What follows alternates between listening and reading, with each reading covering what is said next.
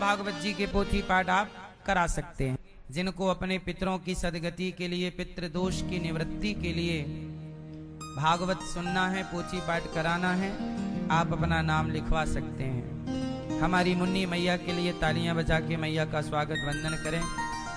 आपने बड़ा पुण्य किया है मैया, अपनी 21 पीढ़ी को आपने तारने का ये जो कार्य किया है अति उत्तम है। भागवत हम लोग सुनते हैं, बार बार सुनते हैं। बार बार सुनने से क्या होता है? चित्त की शुद्धि होती है। जैसे बार बार साबुन लगाने से कपड़ा साफ हो जाता है, ऐसे बार बार सत्संग करते रहने से हृदय में शुद्धि होती है। हृदय की शुद्धि है ना मैया? शुद्धि या तन की, लोग 3 चीजों की शुद्धि करते हैं और करना भी चाहिए। कोई तन की शुद्धि करता है स्नान करके, कोई मन की शुद्धि करता है कीर्तन सत्संग करके, कोई धन की शुद्धि करता है दान करके। तन की शुद्धि होगी, तन को शुद्ध करना है तो कैसे करें बताइए? तन की शुद्धि कैसे होगी भैया बताएंगे? तन, शरीर की शुद्धि कैसे होगी? बैठे बैठे, खड़े किसी को नहीं होना और बस प्रश्नों का उत्तर देना है। तन की शुद्धि कैसे होगी? जोर से। तन को शुद्ध करना है तो सेवा कीजिए। हाथों की शुद्धि कब होगी? जब आप अपने हाथों से अपनी माँ के पांव दबाएंगे, जब आप अपने हाथों से अपने पिता के पांव दबाएंगे, जब अपने हाथ से किसी भूखे को भोजन कराएंगे, तो इन हाथों की क्या हो जाएगी? इन हाथों की शुद्धि सोना चांदी धारण करने से नहीं है। इन हाथों की शुद्धि भूखे को रोटी खिलाने से, प्यासे को पानी पिलाने से हाथों की क्या होती है?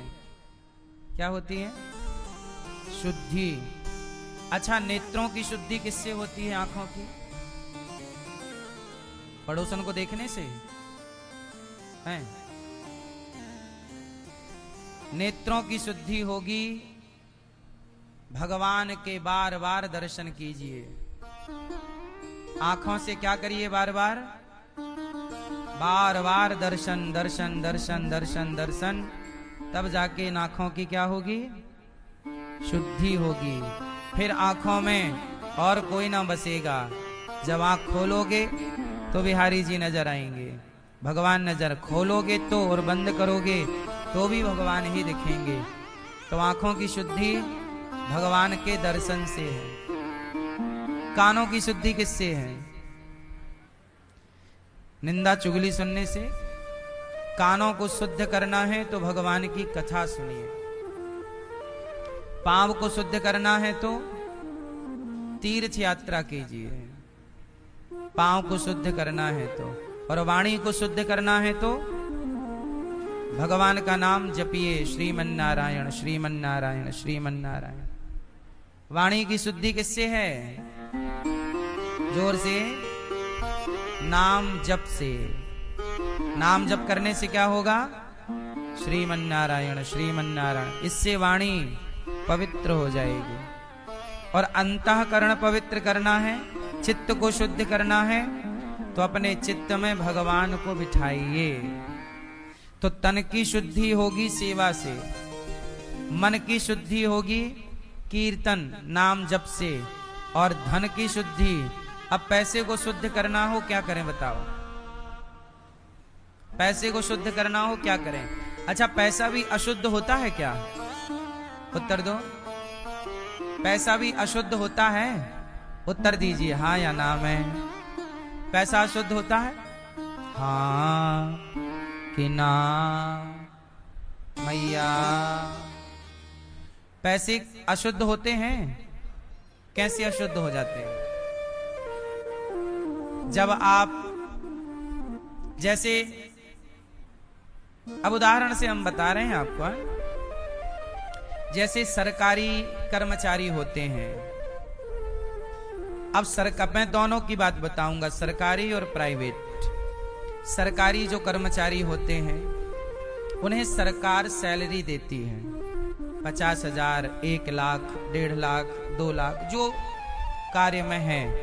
आपको तो लगा कि मैंने तो मेहनत किया, तो मैंने, सरकार ने मुझे दिया, ये तो मेरी मेहनत का 1 लाख रुपए है जो आपको सैलरी सरकार ने दी।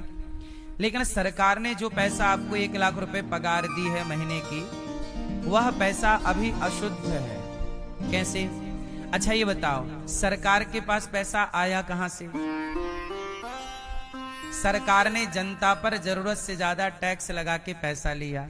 टैक्स देते समय आदमी रो पड़ता है, तो वो सरकार की, अच्छा गौ हत्या हो रही है, तो जो गौ हत्या करने का पैसा है वो सरकार के खजाने में जाता है।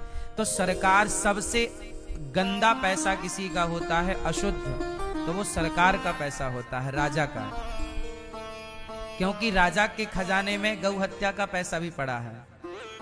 बोलो हाँ, जीव हत्या का पैसा पड़ा है। सरकार जरूरत से ज्यादा टैक्स ले रही है, वो पैसा सरकार को, अब सरकार किसी के घर में किसी से भी कुछ भी ले सकती है।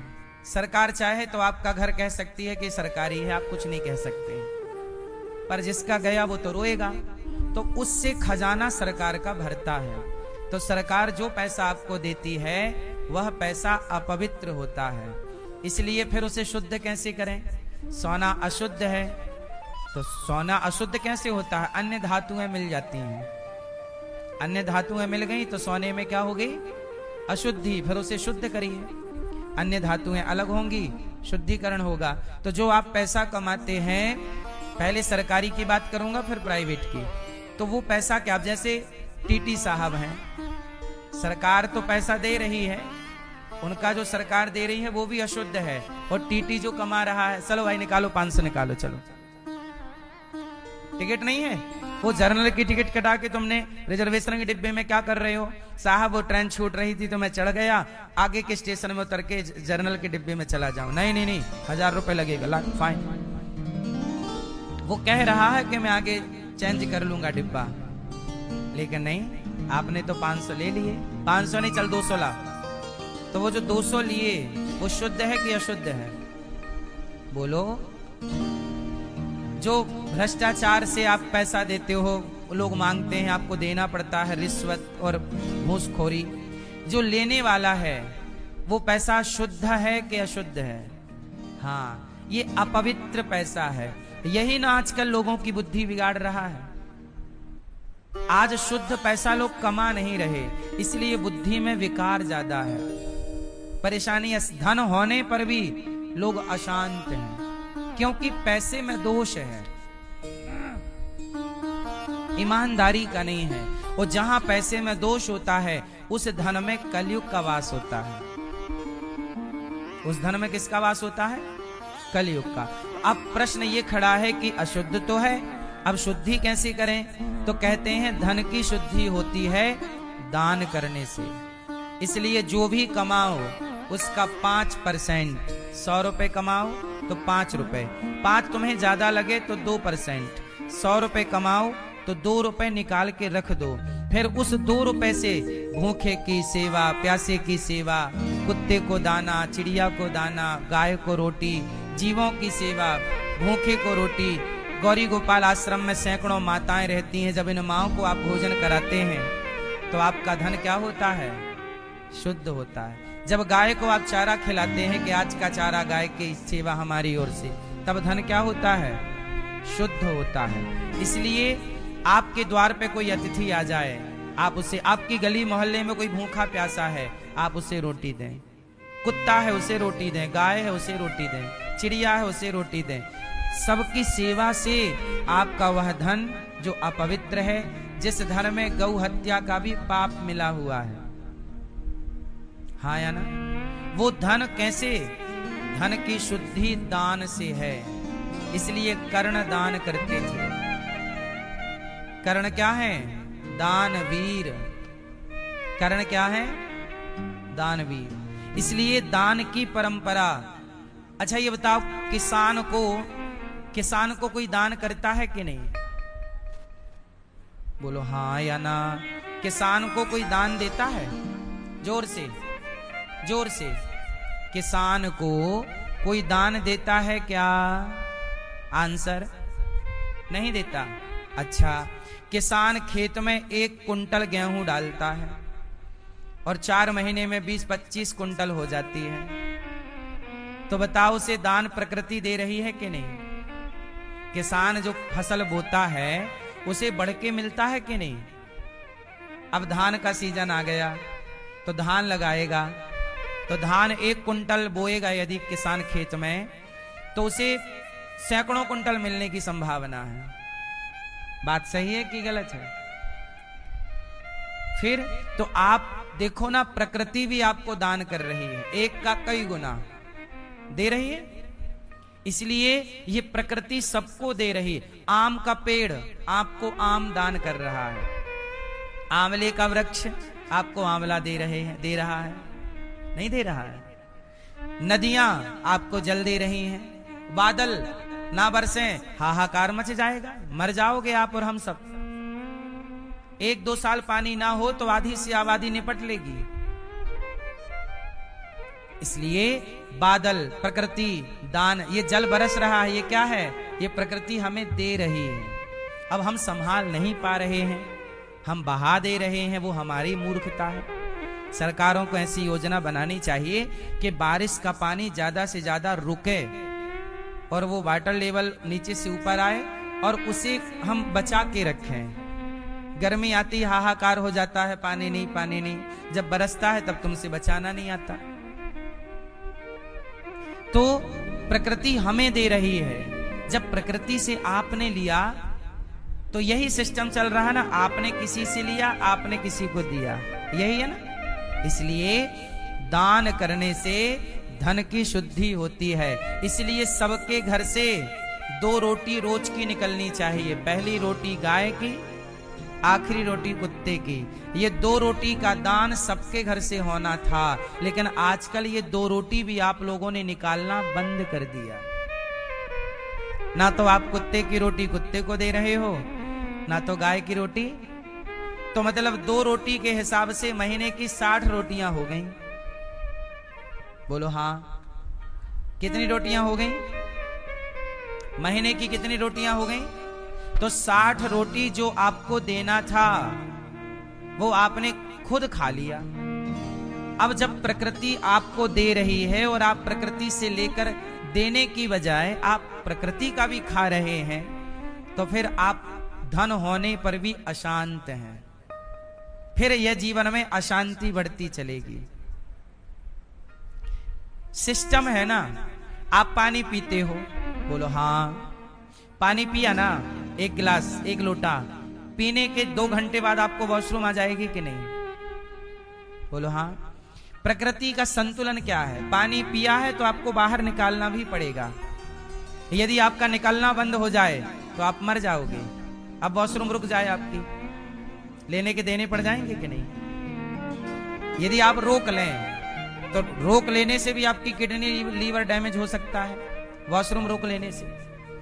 कहने का अर्थ ये है, स्वस्थ वही है कि लेता रहे और देता रहे। पानी पिया निकालो, पानी पिया वॉशरूम से, भोजन किया भोजन भी मलमूत्र से निकलेगा। प्रकृति ऐसी चलती है, लेते रहो देते रहो, लेते रहो ऐसे। अब आप लोगों ने कुत्ते की रोटी भी आप खा ली है, गाय की रोटी भी आपने खा ली है, कमाई चारों तरफ से कर रहे हो, और दान एक क्या मजाल कि भूखा भी तुम्हारे द्वार से खा ले। कोई संत आ जाए भूख मांगने, भैया भिक्षाम देही, तो आप उपदेश क्या करते हो? कमा के खा नहीं सकता, हम तुम्हारे घर रोटी मांगे और तुम हमें ज्ञान दो, तो हम ज्ञान तो खाएंगे नहीं, खाएंगे तो रोटी ही। यदि हम रोटी मांग रहे हैं आपसे, तो आपका धर्म है कि आप हमें रोटी ही दें, हमें ज्ञान ना दें। सही है? आज के युग में रोटी मिलनी कम हो गई, ज्ञान मिलना ज्यादा हो। कमा के खा नहीं सकते। हम कहते हैं किसी को 1 रुपए मत दो, पर कोई आया है तो भोजन तो दो। भैया बैठो, हम आपको भोजन, और बड़ी श्रद्धा से अतिथि देवो भव, अतिथि भगवान है, इस भाव से अतिथि की सेवा होनी चाहिए, यही धर्म है। लेकिन आजकल लोगों ने अपने कर्तव्यों को भुलाकर, अपने धर्म को भुलाकर मनमाना आचरण स्टार्ट कर दिया। इसलिए पैसा आपके पास बहुत है, पर फिर भी आपकी शिकायत है, शांति नहीं है महाराज। तो धन की शुद्धि किससे होगी? इसलिए समय समय पर, अब देखो गौरी गोपाल आश्रम में हमारे पास 150 बच्चे पढ़ते हैं। कितने बच्चे पढ़ते हैं? और बच्चों का पढ़ना लिखना सब फ्री है गुरुकुल में। बच्चों से हम फीस नहीं लेते और पढ़ाते हैं अच्छी क्वालिटी की शिक्षा। और बच्चों का जो मन होता है, कल हमारे बच्चों का मन था कि हम पानी पूरी खाएं, तो हमने वहीं गुरुकुल में ही बच्चों के लिए पानी पूरी की व्यवस्था करी, छोले भटूरे की व्यवस्था करी, बाहर बाजार कने चाउमीन की व्यवस्था। बच्चे छोटे छोटे हैं, उनको खाना था तो उनको खिलाए, है ना। तो आप भी इन सेवाओं से अपने आप को जोड़िए। 150 बच्चे हैं, हम उनको नाश्ता कराते हैं, भोजन कराते हैं, पढ़ाई होती है। आपसे बस क्या विनती है मेरी, बस इतनी सी प्रार्थना है कि आप भी इन बच्चों के भोजन में सहयोगी बने। आप भी इन बच्चों के भोजन में थोड़ा थोड़ा अन्नदान करें। थोड़ा सा सहयोग आपका भी होना चाहिए, है ना। ये क्या है? आपका धन जब गौरी गोपाल गुरुकुल के बच्चों की शिक्षा में लगेगा तो आपका धन क्या होगा? शुद्ध होगा। कि आपके धन से कोई बच्चा पढ़ जाए, आपके धन से कोई बच्चा पेट भर भोजन कर जाए। तो ये सेवाएं हैं। गौरी गोपाल गुरुकुल में 150 बच्चे पढ़ते हैं। कल का भोजन बच्चों को आप करा सकते हैं तो अवश्य कराइएगा। कल का नाश्ता आप करा सकते हैं तो अवश्य कराइए। ये देखो बच्चों का कल मन था तो पूरा, ये देखो ये गौरी गोपाल गुरुकुल के बच्चे हैं, एक साथ सब जो व्यवस्था है यहाँ सबके लिए, ये सब बच्चों की सेवाएं हैं। तो गौरी गोपाल गुरुकुल की इन सेवाओं से आप जरूर अपने आप को जोड़िएगा। जिस योग आप हैं, एक बच्चे को भी आप भोजन कराएं तो बड़ा सहयोग होगा। गौरी गोपाल आश्रम में वृद्ध माएं हैं, इन माओं को आप रोटी दें तो बड़ा सहयोग होगा। इसलिए पैसे खूब कमाओ। अब प्राइवेट की बात करते हैं, ये तो सरकारी विभाग, सरकारी पैसा बहुत अच्छा नहीं होता, पर आप कर रहे हैं, नौकरी करिए, पर उसको सही उपयोग करते रहिए। 2% निकाल के भूल जाइए। अब प्राइवेट की बात करते हैं। अब प्राइवेट कितने लोग काम करते हैं, उनकी कंपनियां उनको झूठ बुलवाती हैं। आपको पता है कि आपका प्रोडक्ट सही नहीं है, आपको पता है कि आपकी दवाई सही नहीं है, पर डॉक्टरों को आजकल ना प्राइवेट दवाई की कंपनियां क्या करती हैं, डॉक्टरों को ट्रिप भेजती हैं, जाओ हमारी तरफ से अमेरिका घूम के आओ, जाओ हमारी तरफ से लंदन घूम के आओ। तो डॉक्टर को करना क्या पड़ेगा? डॉक्टर को ये करना पड़ेगा कि उस कंपनी की दवाई लिखनी पड़ेगी, चाहे वो दवाई मरीज के लिए सही हो या ये सही। ये बात हम सही बोल रहे हैं कि गलत है? जोर से। आजकल डॉक्टर ये दवाई नहीं लिखता कि आपके लिए क्या सही है, नहीं। जिस फार्मा से वो जुड़ा है, जिस कंपनी से वो कमीशन खा रहा है दवाई का, उस कंपनी की दवाई डॉक्टर आपको लिखेगा, चाहे वो दवाई सही हो या ना हो। आप मरो जियो से मतलब नहीं है, क्योंकि डॉक्टर दवाई लिखेगा, उसमें डॉक्टर का कमीशन है। आपको ये बात पता है कि नहीं? किस किस को ये बात पता है? अच्छा, डॉक्टर को पता है कि डॉक्टर के लिए मरीज के लिए कौन सी दवाई सही है, गलत है। डॉक्टर को पता है किसे ये दवाई देंगे तो सही, लेकिन वो दवाई डॉक्टर कई बार ना देकर कोई और दवाई देते हैं कि ये आता रहे, 2-4 राउंड तो लगाए हमारे। कई बार हॉस्पिटल में आपने देखा होगा, मुर्दे को भर्ती कर लेते हैं कि अभी आप जिंदा है, 2 दिन और, 2 दिन में वेंटिलेटर का पैसा निकल आएगा। बोलो हाँ। अब ये बताओ, ये प्राइवेट सेक्टर है। अब ये बताओ, ये पैसा इनका जो डॉक्टर कंपनियां दवाई की कमा रही हैं या हॉस्पिटल कमा रहे हैं, डॉक्टर को पता है कि मैं गलत से ले रहा हूं। अब बताओ, ये पैसा इनका शुद्ध है कि अशुद्ध है? सब डॉक्टर ऐसे नहीं हैं, जो हैं हम उनकी कह रहे हैं। कुछ डॉक्टर तो अच्छे भी हैं, जो ईमानदार हैं सो हैं, अच्छे हैं, पर ऐसी मात्रा कम है। अब ये बताइए, ये पाप का पैसा है कि पुण्य का जो कमा रहे हैं? अब ये पैसा इन्हें पचेगा? मुर्दे का पैसा ले रहे हैं। फिर आदमी आजकल डर नहीं रहा है, बेईमानी करने से नहीं डर रहा है, इतना पाप किए जा रहा है और बाद में ये पीढ़ी दर पीढ़ी उसको मिलता है। एक बात आपको क्लियर कह दूं, जीवन में गलत काम मत करिएगा, क्योंकि गलत काम का परिणाम भी गलत ही होगा। आज नहीं 10 साल बाद आपको मिलेगा, 20 साल बाद। इसका एक उदाहरण कहो तो मैं आपको दे दूं। 2 मित्र थे, ध्यान से सुनिएगा। 2 मित्र थे, दोनों अपने गांव से काम करने के लिए गए, बंबई गए या बड़े शहर सूरत ले लीजिए, सूरत चले गए। बड़े शहर में उन्होंने काम किया, काम करके उन्होंने पैसे कमाए। फिर उन्होंने एक होटल बनाई। क्या बनाई? होटल बनाई। खूब बढ़िया चलने लगी। एक होटल बनी, दूसरी होटल बनी। उनमें से जो 2 दोस्त थे, एक दोस्त को मन में पाप आया कि यार यदि ये मर जाए तो ये पूरा अपना हो जाएगा, वरना ये हिस्सा मांगेगा कि कंपनी में मैं भी तो, मेरा भी नाम है। अच्छा, उन्होंने कंपनी बनाई थी और कंपनी में 2 लोगों का नाम था। अब एक के मन में पाप आया कि इसे मार देता हूं और ये कंपनी अपनी हो जाएगी, मालिक मैं हो जाऊंगा। उसने कहा ठीक है। अब उसने उसके भोजन में जहर मिला दिया और वो दूसरा वाला था वो मर गया, फिनिश। लोगों ने पूछा कहां गया? कहा कि भाई पता नहीं कहां चला गया। गांव में आया, लोगों ने कहा तुम्हारा दोस्त कहां? बोले वो तो बहुत पहले आ गया था, हमें कोई जानकारी नहीं। और सब कोई पड़ताल हुई नहीं, कोई वो पकड़ा नहीं गया। वो खुश था। अब पूरी उसकी होटल उसकी, दूसरी होटल भी उसकी, बड़ा घर, बड़ी जमीन जायदाद उसने गांव में बनाई। देखना यहां तक सब ठीक था, लेकिन उसने गलत किया कि नहीं? अपने दोस्त के साथ छल किया, धोखा दिया, उसके भोजन में जहर मिला। अब देखना इसका परिणाम उसे कैसे मिलेगा। तो ध्यान सुनना, ईश्वर कैसे न्याय करते हैं।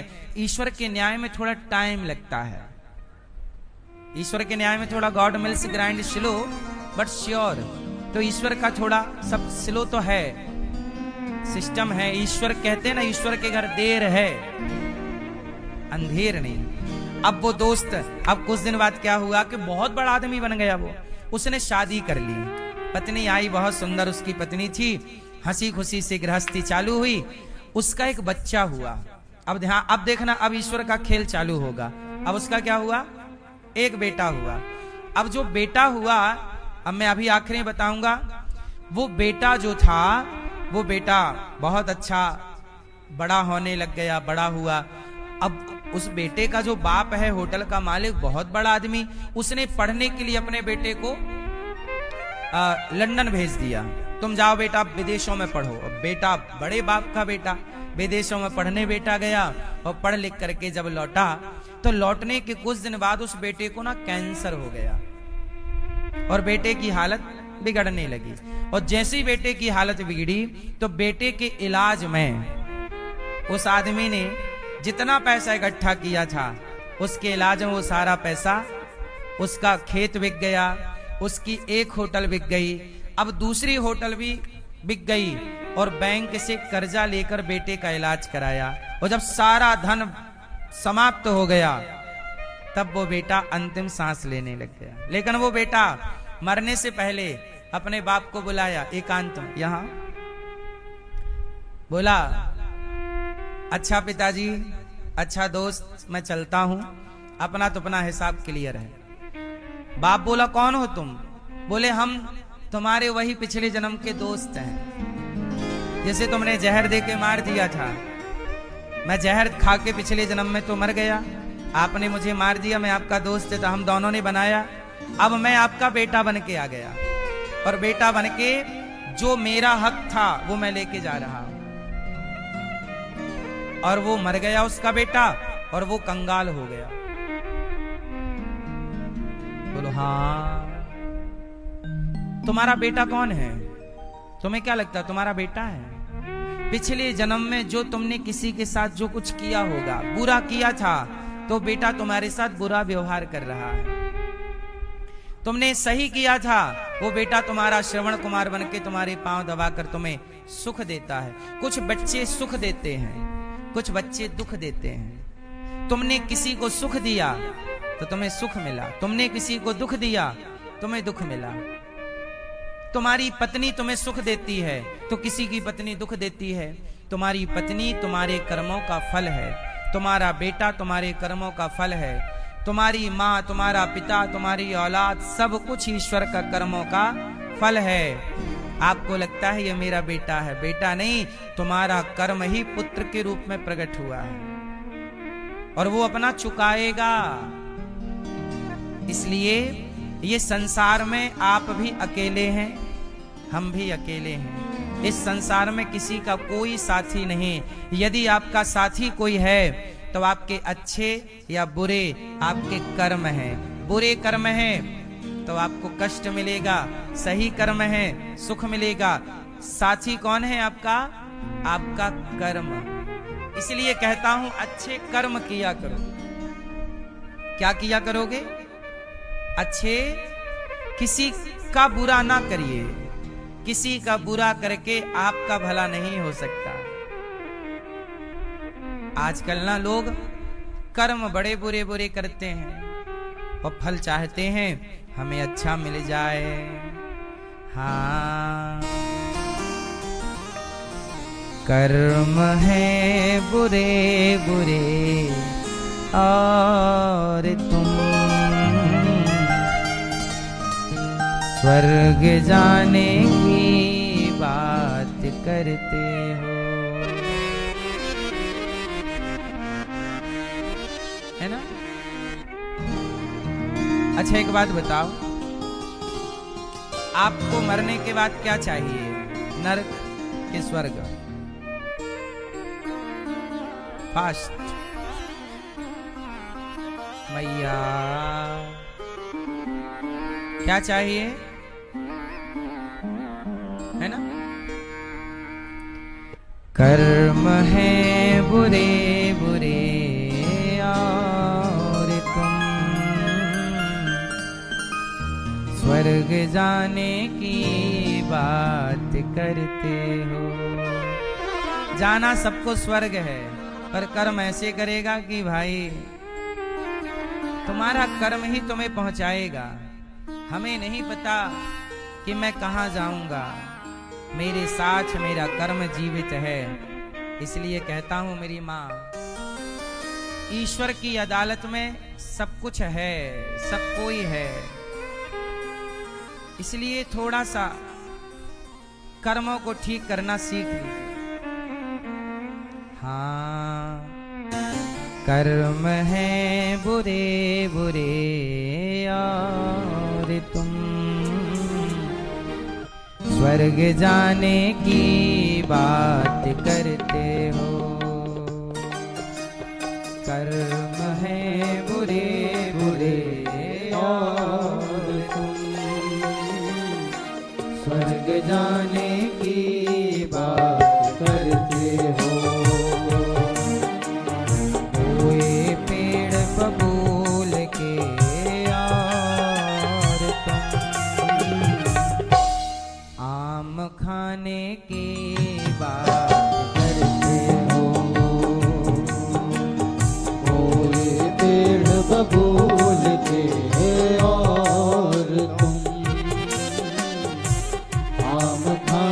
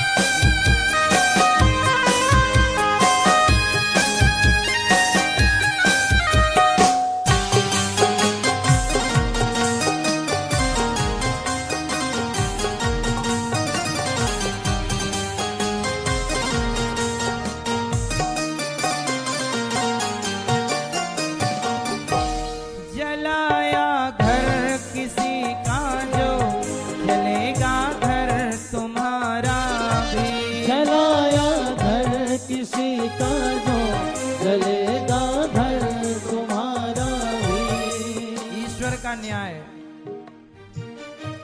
जलाया घर किसी का जो जलेगा घर तुम्हारा भी। जलाया घर किसी का जो जलेगा घर तुम्हारा भी।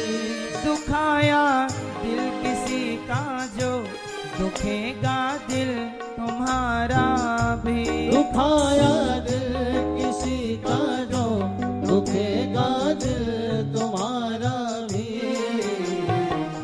कर दुख औरों को और तुम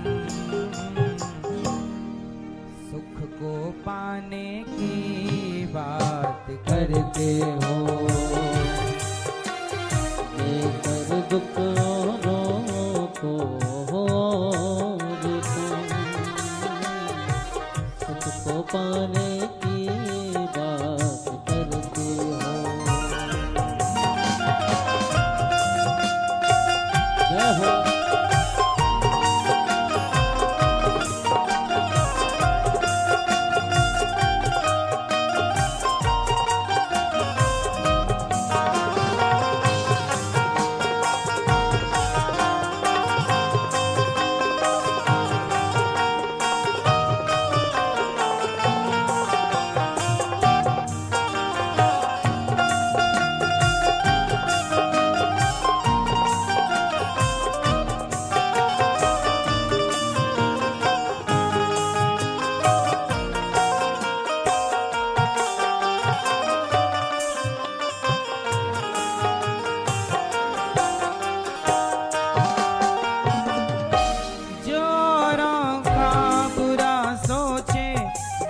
खुद का बुरा होगा। औरों का बुरा सोचे बुरा खुद का बुरा होगा। यदि आप बुरा सोचते हैं तो फिर ये उम्मीद मत करिए कि आपके साथ सही होगा। जो औरों का बुरा सोचे बुरा खुद का बुरा होगा। जो औरों का बुरा सोचे बुरा खुद का बुरा होगा। जो औरों को गिराएगा वो खुद पहले गिरा होगा। जो औरों को गिराएगा वो खुद पहले गिरा होगा।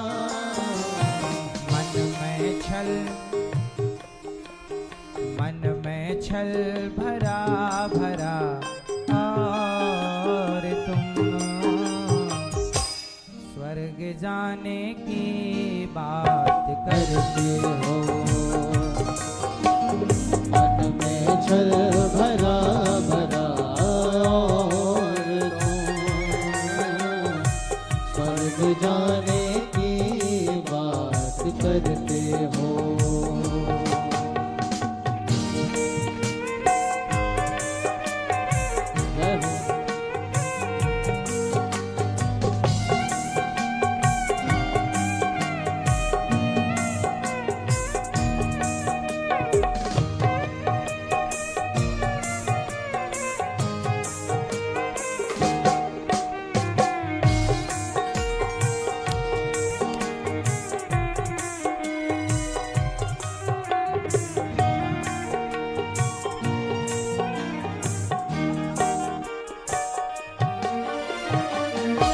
कर्म की है गति न्यारी कर्म परिणाम है न्यारा। कर्म की है गति न्यारी कर्म परिणाम है न्यारा।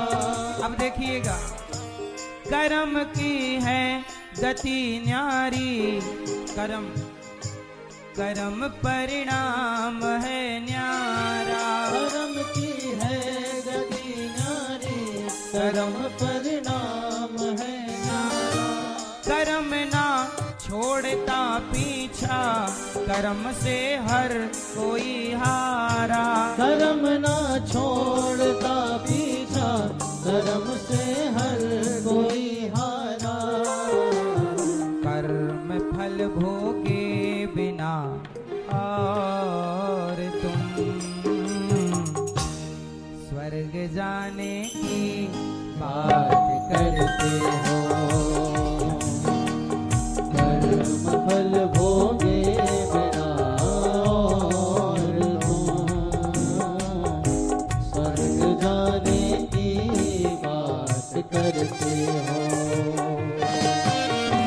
कर्म है बुरे बुरे और तुम स्वर्ग जाने की बात करते हो। कर्म है बुरे बुरे और स्वर्ग जाने की बात करते हो। कर्म है बुरे बुरे और तुम स्वर्ग जाने की बात करते हो।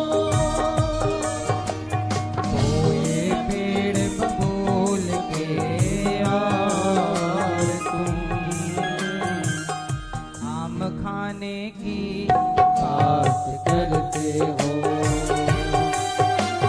कोई पेड़ बबूल के और तुम आम खाने की बात करते हो।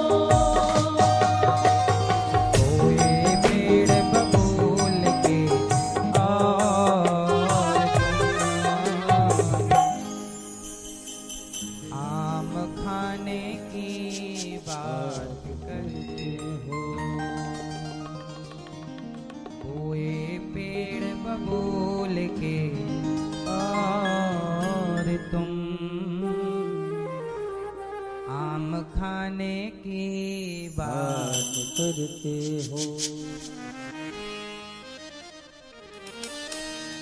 कर्म की है गति न्यारी। देखो उसका दोस्त उसका बेटा बन के आ गया कि नहीं, और अपना हक लेके चला गया कि नहीं।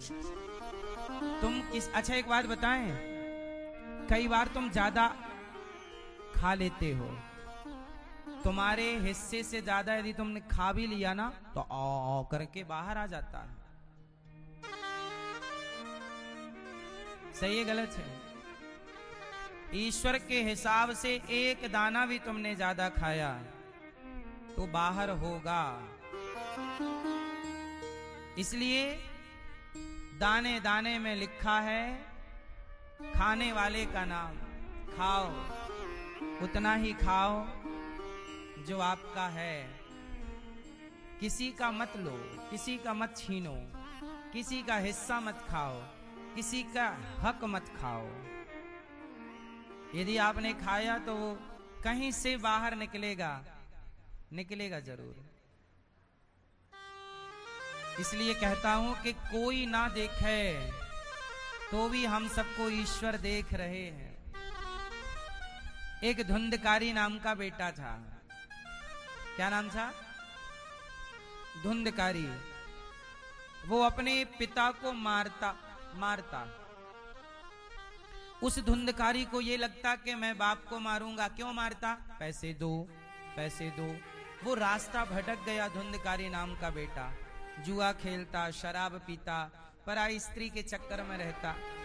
बाप से पैसे मांगे, बाप ने कहा कहां पैसे रखे हैं? मैया, ओ मैया, बोलो राधे राधे।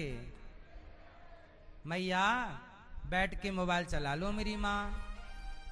सुनो ओ प्यारी माँ, बैठ के चला लो मोबाइल मेरी माँ। इतनी सी दया करो बस। खड़े ना रहो, बैठ जाओ। ए भैया बैठ जाओ, शांति से सुन लो। नहीं सुनना है तो आप जाओ भोजन प्रसादी करो। ट्रेन व्रेन है तो पकड़ लो, टाइम नहीं है तो जल्दी जाओ, है तो शांत चित्त से सुनो, है ना। प्रेम से मेरी माँ, सभी से मेरी विनती है, समय है तो बैठ के सुन लो, नहीं है तो आप जाओ। भगवान का ये संसार है, भगवान का ये सृष्टि क्रम है। इसलिए कहता हूं, दुर्योधन ने पांडवों का खाना चाहा, नाश हुआ कि नहीं? धुंधकारी रास्ता भटक गया, बाप को मार रहा है, माँ को मारा, और जब माँ को मारा माँ कुएं में कूद गई, बाप को मारा बाप भी चले गए। धुंधकारी ने जब माँ बाप को सताया ना, तो देखो ईश्वर हिसाब कैसे लेते हैं। धुंधकारी ने जब माँ बाप को मारा तो धुंधकारी की 5 पत्नियां थीं, वो 5 स्त्रियों का गुलाम हो गया, चोरी करता, डाका डालता। जब माँ बाप को मारा तो वो पापी तो हो गया ना। अब देखना उसका पाप उससे कैसे बदला लेता है। तो हुआ क्या कि धुंधकारी की 5 पत्नियों ने धुंधकारी का गला दबा दिया, खटिया से बांध दिया उसे, पलंग पे कस के हाथ पांव, और वो शराब के नशे में उसे पिला पिला के शराबी बना के नशा करा के और बांध दिया, और उसकी छाती पे 5 वेश्याएं चढ़ गईं, गला दबाया, नहीं मरा तो चूल्हे से जलते अंगार ले आई और धुंधकारी के मुंह पे डाला। इसी मुंह से धुंधकारी ने अपने बाप को गाली दी थी, इसी मुंह से धुंधकारी ने अपने बाप को अपमानित किया था, इसी मुंह से अपनी मां को उसने गाली दी। आज उसी मुंह को प्रकृति ने क्या कर दिया? जला दिया। करनी तुमने की है, कोई तुम क्यों ना रहो। धुंधकारी ने जैसा किया, आप अपने मुंह से यदि अपशब्द कहते हैं ना, किसी का दिल दुखाते हैं बेवजह, तो ये मुंह तुम्हारा तुमसे छिन जाएगा, बस इतना याद रखो। आपको क्या लगता है ये मुंह आपका है? गलत ना करना अपनी जवानी में, गलत ना करना अपने अच्छे समय पर। समय सबका बदला है। धुंधकारी ने अपने बाप को इसी मुंह से गाली दी, आज उसी मुंह को उनकी ही पत्नी ने, धुंधकारी की, अंगारों से जला दिया, जल गया, और तड़प तड़प करके धुंधकारी मर गया। और मरने के बाद भी हिसाब चुका नहीं, तो धुंधकारी प्रेत बना। क्या बना? क्या बना? मैया क्या बना? मेरी माँ प्रेत बना। और जब प्रेत बना तो धुंधकारी ने प्रेत की योनि पाकर अब उसे याद आ रहा है कि मैंने अपने वक्त में, अपने समय में कितना गलत किया। माँ के साथ, पिता के साथ, जो शरीर, जो जीवन, जो पैसा मैं समाज की सेवा में लगा सकता था, जो अच्छे कामों में लगा सकता था, वो मैंने जुआ में, शराब में, गलत गंदे कामों में लगाया, और आज मैं प्रेत बन करके भटक रहा हूं। अब प्रेत बना भटक रहा। तो जो धुंधकारी थे उनके एक भैया थे जो गाय के पुत्र थे, नाम था गौकर्ण।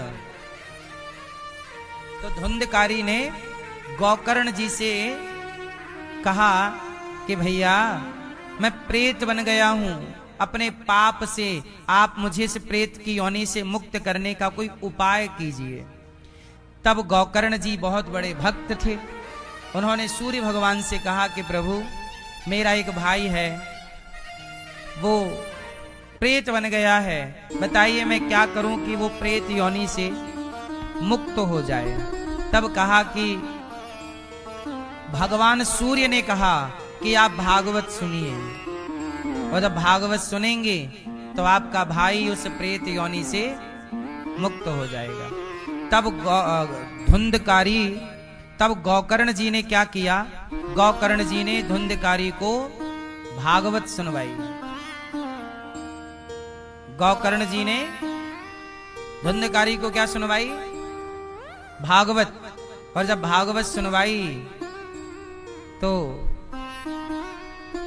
पहले दिन की कथा धुंधकारी ने सुनी, तो बांस की गांठ में जाके बैठा। एक बांस था, वो बांस की ग्रंथि पे बैठा, क्योंकि वो प्रेत था, प्रेत में हवा प्रधान होती है, तो बांस की गांठ में बैठ गया।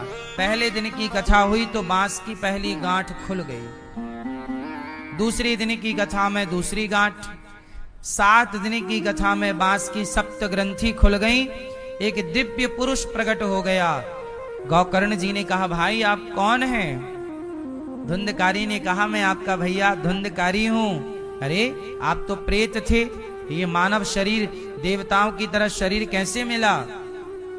बोले, मैं प्रेत था, पर भागवत सुनने से मुझे एक नूतन नया शरीर मिला और अब मैं विमान पर बैठ के भागवत सुनने के कारण भगवान के धाम जा रहा हूं। ये भागवत सुनने की महिमा है कि यदि आपके कर्म बिगड़ जाएं और आप प्रेत योनि में चले जाएं तो भागवत सुनने से भी वो प्रेत योनि से मुक्ति मिल जाती है। इसलिए आप लोगों को भागवत सुनना चाहिए।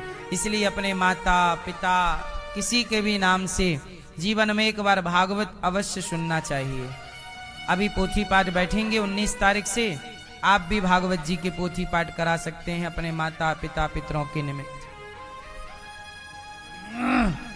और आप भी ये पुण्य से अपने आप को जोड़ सकते हैं।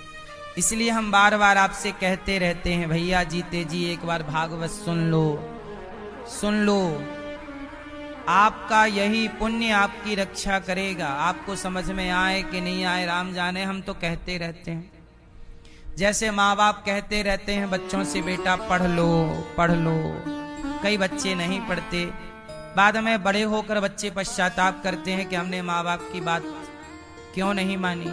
ऐसे कई बार गुरुजन चिल्लाते रहते हैं, बेटा गलत रास्ते पे ना जाओ, बेटा शराब ना पियो, बेटा गलत काम ना करो। लेकिन आपको लगता है नहीं, लेकिन जब बाद में आपको समझ आती है तब तक फिर बहुत देर हो चुकी होती है। अब पछताए होत क्या, जब चिड़िया चुग गई खेत। इसलिए मेरी माँ धुंधकारी प्रेत बना, पर भागवत सुन के परम गति हुई। अच्छा, धुंधकारी प्रेत, धुंधकारी ऐसा दुष्ट क्यों हुआ? धुंधकारी के पिता का नाम था आत्मदेव। इनके कोई संतान नहीं थी। इन्होंने संत जी से कहा कि हमें पुत्र चाहिए। संत जी ने मना किया कि तेरे भाग्य में पुत्र से सुख नहीं है, और मिल भी जाएगा तो बड़ा कष्ट देगा। पर आत्मदेव जी माने नहीं और पुत्र की जिद की। संत जी समर्थ थे, एक फल दे दिया और पत्नी को दिया। पत्नी ने खाया नहीं, गाय को खिला दिया। तो जो गाय को फल खिलाया उसी से हुए गौकर्ण जी, जिन्होंने धुंधकारी को भागवत सुना के उद्धार किया। और धुंधली ने क्या किया, बहन का बेटा पैसों से खरीद लिया, वही कहलाया धुंधकारी। संत जी ने समझाया था कि पुत्र के लफड़े में ना पड़ो, तुम्हारे भाग्य में जो नहीं है सो नहीं। पर नहीं नहीं नहीं, पुत्र चाहिए चाहिए चाहिए चाहिए। और मिला तो इतना कष्ट दिया कि ये जीते जी मर गए। जो चीज आपको ईश्वर ने नहीं दी, मतलब नहीं दी, उसमें भी कोई वजह है, कारण है। आप लोग कई बार दुखी रहते हैं कि भगवान ने हमें ये क्यों नहीं दिया। सब चीजें सबके लिए नहीं होती। किसी को भगवान ने नेता बनाया है, किसी को इंजीनियर बनाया है, किसी को एडवोकेट बनाया है, किसी को जज बनाया है, किसी को साइंटिस्ट बना दिया, किसी को डॉक्टर बनाया, किसी को मजदूर। अब आप कहोगे कि सबको एक सा, जरा सोचो, सभी डॉक्टर होते तो फिर मरीज कौन होता? सबको एक सा नहीं बना सकते ना। सब कैसे बने? सब अपने कर्मों के अकॉर्डिंग बनते चले। आप ईश्वर को व्यवस्थाएं तो पूरे देश की चलानी है, पूरा संसार चलाना है। तो ईश्वर ने आपके कर्मों के हिसाब से आपको धन धान्य सुख दुख देते चले गए। आप यदि सुखी हैं, इसमें ईश्वर का खेल नहीं है, आपके अच्छे कर्मों का ही फल मिल रहा है। आप दुखी हैं, इसमें भी ईश्वर का खेल नहीं है, आपके बुरे कर्मों का परिणाम आपको मिल रहा है। इसमें ईश्वर का कोई लेना देना। फिर आप सवाल कर सकते हैं कि भगवान का लेना देना कहां है? भगवान क्या करते हैं? तो सुनो, भगवान क्या करते हैं तो सुनो। भगवान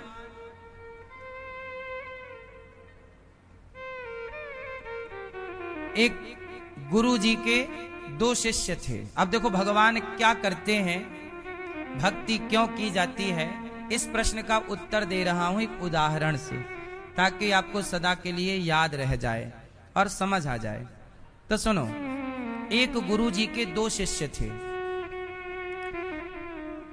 दोनों मित्र भी थे। शिष्य जो थे, दो मित्र थे, दो दोस्त थे। एक दोस्त मंदिर जाता, पूजा करता, सत्संग करता। दूसरा दोस्त जाता, क्लबों में नाचता, पराई स्त्री पराई पुरुष के चक्कर में, पराई स्त्रियों के चक्कर में नाचता, शराब पीता, वैश्याओं के संग में रहने लग गया। एक मित्र पूजा सत्संग और दूसरा मित्र वैश्याओं के चक्कर में, गलत रास्ता।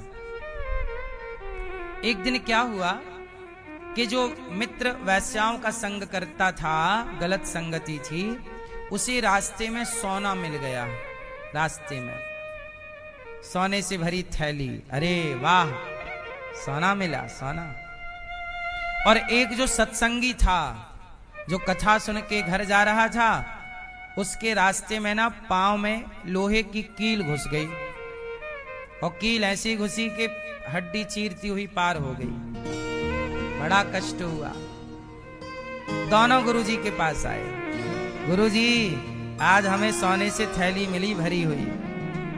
दूसरा बोला आज हमें लोहे की कील पांव में घुस गई। दोनों ने गुरुजी से कहा, गुरुजी ईश्वर का न्याय कैसा है? ईश्वर न्याय करते हैं कि अन्याय करते हैं? जो कील जिसको घुसी ना, उसने कहा कि गुरुजी ईश्वर को न्याय करना नहीं आता। क्यों?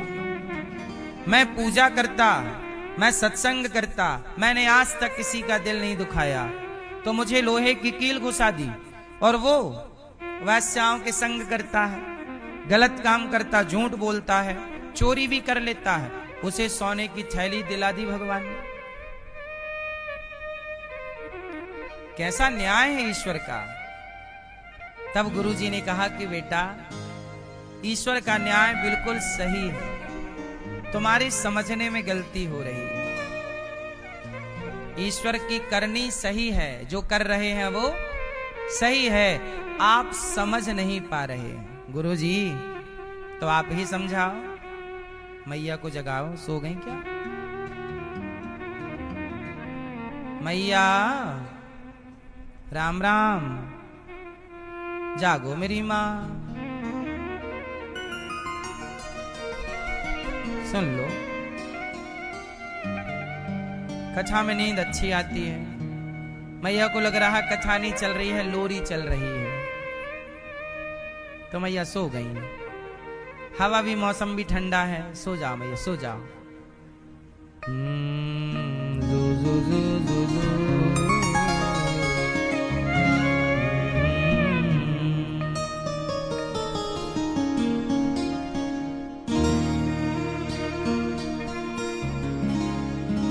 अब गुरुजी बताओ, भगवान का न्याय तो बड़ा गलत है। देखो ना, हम कभी झूठ नहीं बोलते, गलत काम नहीं करते।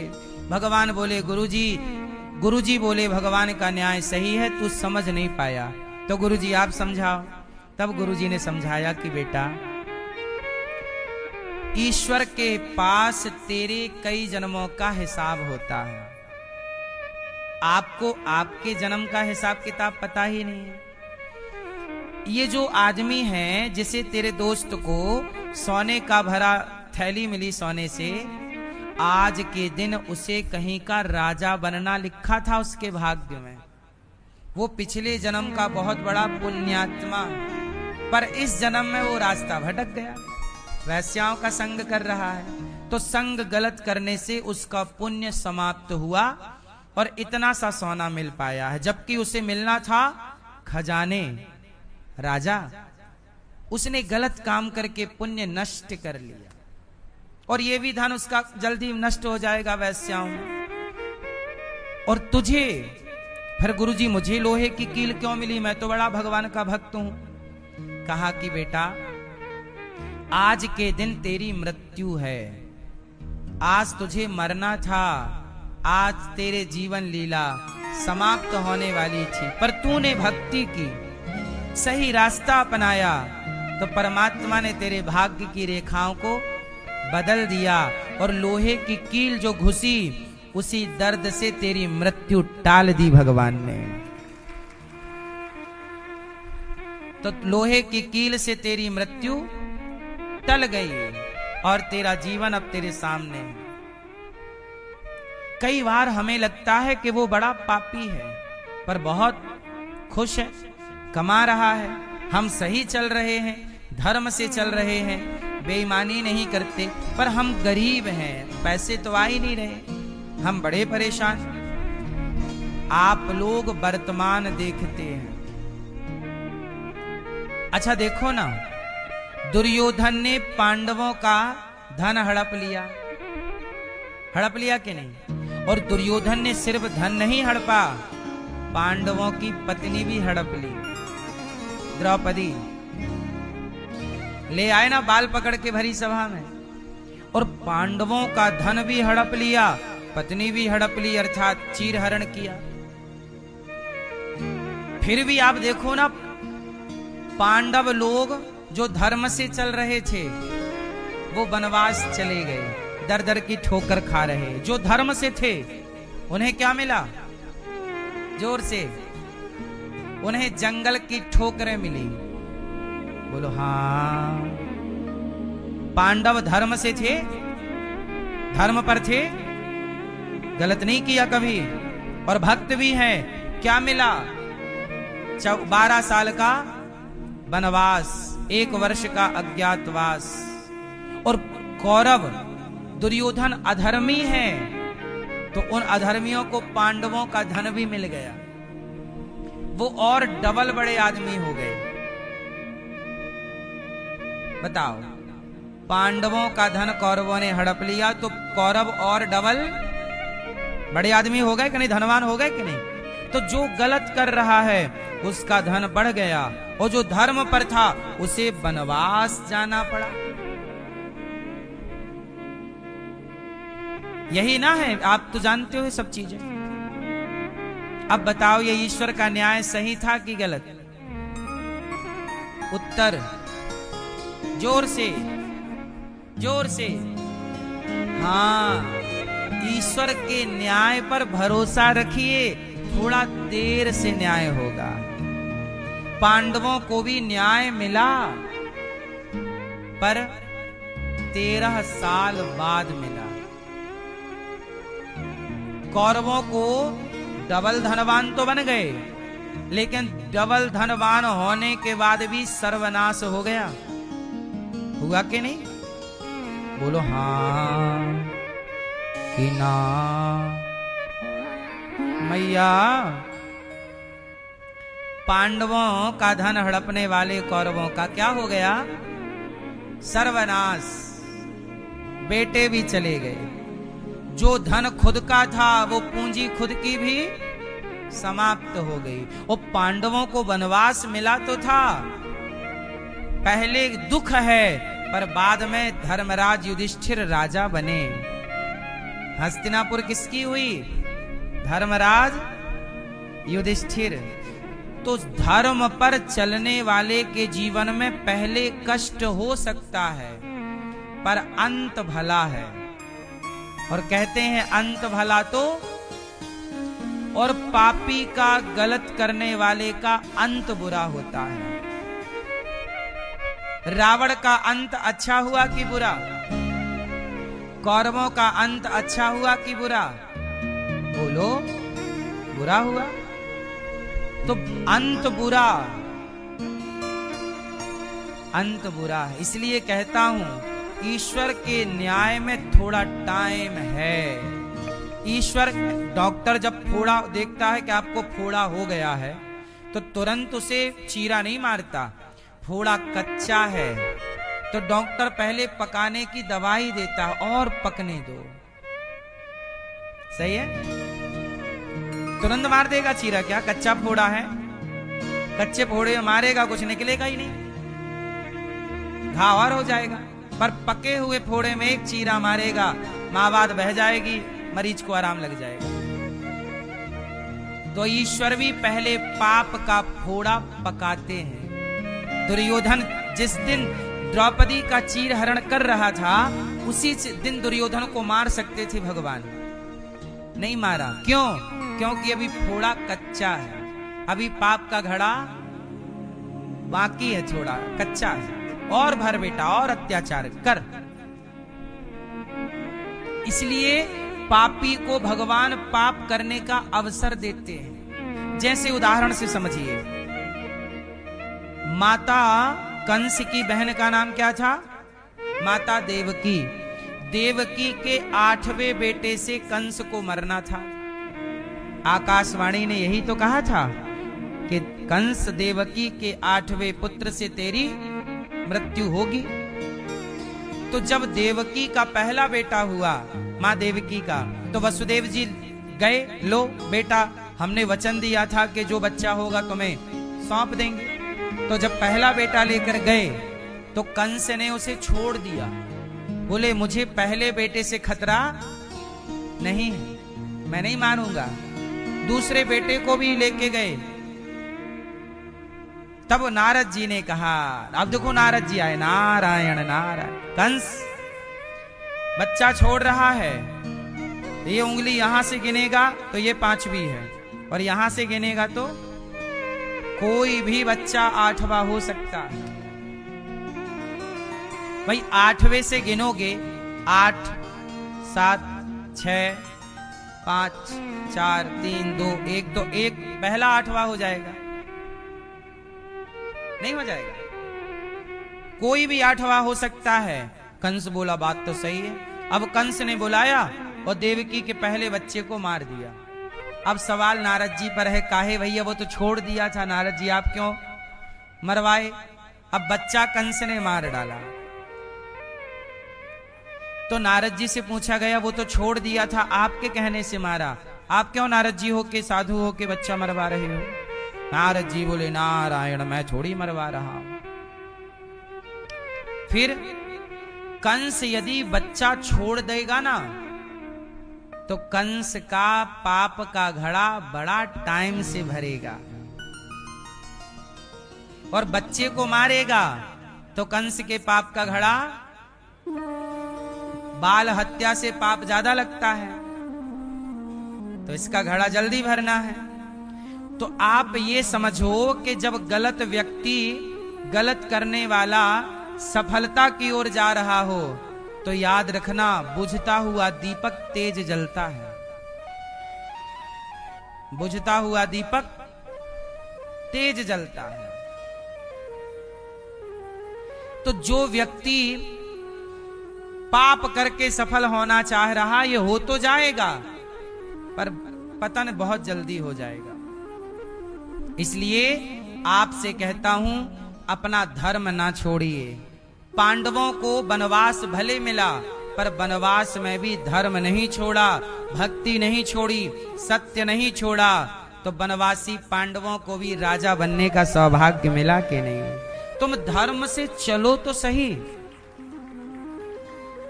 धर्म से चलने वाले का साथ कौन देगा? कौन देगा? इसलिए पांडवों का साथ भगवान ने दिया है, कौरवों का साथ नहीं दिया। धर्म कभी ना छोड़िए। धर्मो रक्षति रक्षिता। धुंधकारी जैसे पापी का उद्धार हुआ। आप सही करते रहिए। हम भक्ति करेंगे तो जैसे उस लड़के की मृत्यु टल गई लोहे की कील से, आप और हम भी जीवन में कई बार भगवान के आश्रित रहते हैं, तो हमारे जीवन का भी पाप संकट टल जाता है।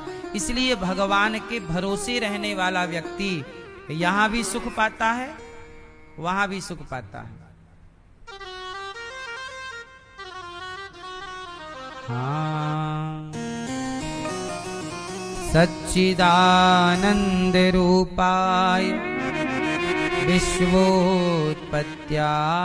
हेतवे तापत्रय विनाशाय श्री कृष्णाय वयं नुमः। भगवान सच्चिदानंद स्वरूप हैं, सच्चित आनंद। विश्व की उत्पत्ति पालन संहार करने वाले भगवान को हम राधा सहित श्री कृष्ण को नमस्कार करते हैं। यम प्रव्रजंत मनुपेतमपेत कृत्यम द्वैपायनो विरह कातरया जुहाव पुत्रेति तन्मयतया तरिवोभिनेदुस् तं सर्वभूत हृदयं मुनिमानतोऽस्मि। सुखदेव भगवान प्रकट हुए और जन्म लेते ही सुखदेव जी चल पड़े भगवत चिंतन की ओर। सुखदेव जी ने राजा परीक्षित जी को भागवत सुनाई। अच्छा, राजा परीक्षित जी कौन है? राजा परीक्षित जी भी एक संत का तिरस्कार अपमान कर देने से उन्हें कष्ट उठाना पड़ा। राजा परीक्षित जैसे राजा, इन्होंने एक संत का अपमान कर दिया। समीक जी के गले में मरा हुआ सांप डाल दिया। एक संत जी तपस्या कर रहे थे तो संत जी के गले में परीक्षित जी ने क्या डाल दिया? सांप डाल दिया। और संत का क्या हुआ? अपमान। और जब संत का अपमान परीक्षित जी ने किया तो उनके समीक जी के पुत्र श्रृंगी ऋषि ने शाप दे दिया, इति लंघित मर्यादम तक्षकः सप्तमे हनि। परीक्षित जी, आपने संतों का अपमान किया है राजा होकर के, जबकि आपको संतों का आदर करना चाहिए, सम्मान करना चाहिए। आपने अपमान किया, इसलिए आपको तक्षक के डसने से मृत्यु हो। मैं आपको शाप देता हूं, आज से 7वें दिन तक्षक आपको डसेगा और आपकी मृत्यु होगी। 7 दिन में मरने का शाप लगा। क्यों लगा? क्योंकि संत का तिरस्कार किया। जब आप अपमान करते हो किसी का तो आपकी उम्र कम हो जाती है, और जब आप सम्मान करते हो किसी का तो आपकी आयु बढ़ जाती है। कोशिश करिएगा कि आप किसी का अपमान ना करें। कोशिश करिए किसी की अवहेलना ना करें, आप तिरस्कार ना करें। जब आप किसी का अपमान करते हैं तो आपकी बहुत हानि हो जाती है। समझ में आ रही है बात? माँ का, पिता का, गुरुजनों का, किसी का अपमान, यहां तक कि भगवान राम के पूर्वज थे राजा दिलीप। ये राम जी के कौन हैं? पूर्वज। राजा दिलीप एक बार क्या थे, जा रहे थे तो रास्ते में गाय मिली राजा दिलीप को। गाय खड़ी तो राजा दिलीप जी ने गाय को देख तो लिया, पर गाय को देख करके प्रणाम नहीं किया। गाय को, गाय के लिए श्रद्धा से शीश नहीं झुकाया, मतलब गाय के प्रति श्रद्धा नहीं रखी। और जब गाय के लिए श्रद्धा नहीं रखी तो राजा दिलीप के यहां संतान ही नहीं हो रही थी। एक दिन राजा दिलीप अपने गुरुजी वशिष्ठ जी के पास गए। गुरुजी, आप कृपा कीजिए, कोई संतान नहीं है, क्या कमी हो गई, क्या गलती हो गई? तब वशिष्ठ जी ने कहा कि आपसे गौ माता नाराज है। आप राजा हैं और राजा होकर भी आप गाय का आदर नहीं करते। एक दिन गाय आपको मिली और आपने गाय को जहां थे वहीं से प्रणाम कर लेते। आपने गाय को इग्नोर किया, इसलिए आपकी संतान नहीं है। क्या करें गुरुजी? ये लो नंदिनी, गाय का नाम था नंदिनी, ये लो गाय, सेवा करो। जब गाय तुम्हारी सेवा से प्रसन्न होगी तो तो तुम्हारे वंश की वृद्धि होगी। ये रघुवंशम महाकाव्य रघुवंश में लिखी हुई राम के पूर्वजों की एक सत्य कथा है। कालिदास जी लिख रहे हैं इस कथा को, महाकवि कालिदास, रघुवंशम। अब हुआ क्या कि भगवान की कृपा से उन्होंने गाय को ले लिया और गाय की सेवा करने लग गए। गाय को भोजन करा के खाएं, गाय पानी पी ले तब राजा दिलीप पानी पिए, ऐसी सेवा। गाय को एक मक्खी ना बैठने पावे, दिन भर हाथ फेरना, प्यार करना। एक दिन जंगल में ये देखो राजा है, सम्राट, और गाय को चरा रहे हैं। क्या चरा रहे हैं? गाय चरा रहे हैं। आजकल तो गाय चराने वाले को लोग गंवार कहते हैं, और कुत्ता चराने वाले को पढ़ा लिखा मॉडर्न है भाई, बहुत मॉडर्न है। कुत्ता चरा रहे हैं, कुत्ता टहला रहे हैं। बड़े बड़े शहरों में नहीं देखते आप, लोग कुत्ता लेके घूमते हैं। तो कुत्ता लेके घूमे वो मॉडर्न है, और गाय चराए तो गंवार है। कुत्ते की पट्टी उठाने वाले को मॉडर्न कहा जा रहा है, और तुम्हारी दादी अम्मा गोबर उठाती थी गाय का, उसे गंवार कहते हैं। बदल गया ना, कुत्ते, गाय के गोबर से कुत्ते की पट्टी तक आ गया। ये विकास है नहीं? गौमूत्र पर नाक सिकोड़ने वाले लोग बिल्ली के पट्टी की बनी कॉफी बड़े चाव से पी रहे हैं। कहते हैं तुम गाय का मूत्र पीते हो, हम तो गौ का मूत्र, गौमूत्र पीते ही हैं, पर हम गौमूत्र पिए तो गंवार।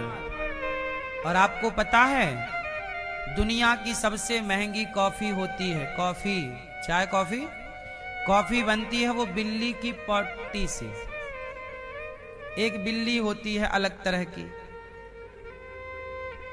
वो बिल्ली जब पट्टी करती है तो लोग उसकी पट्टी सुखाते हैं, और सुखा के फिर उसे पीस करके वो महंगी कॉफी कहलाती है, ब्रांडेड।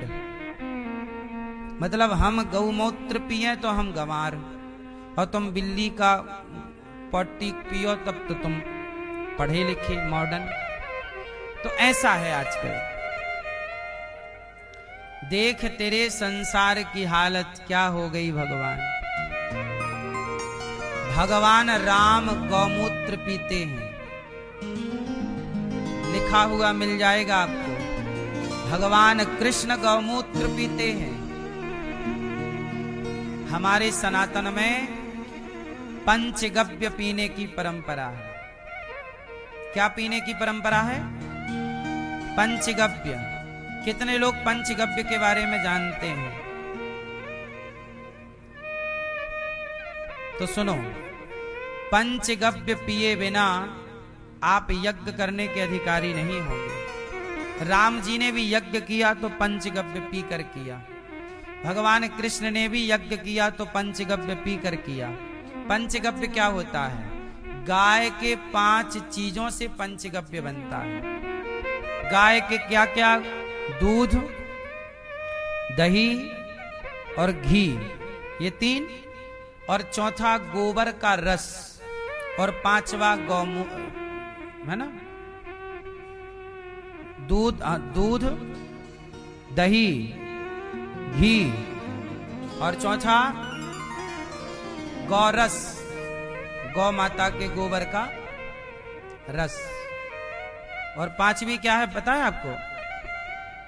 हैं?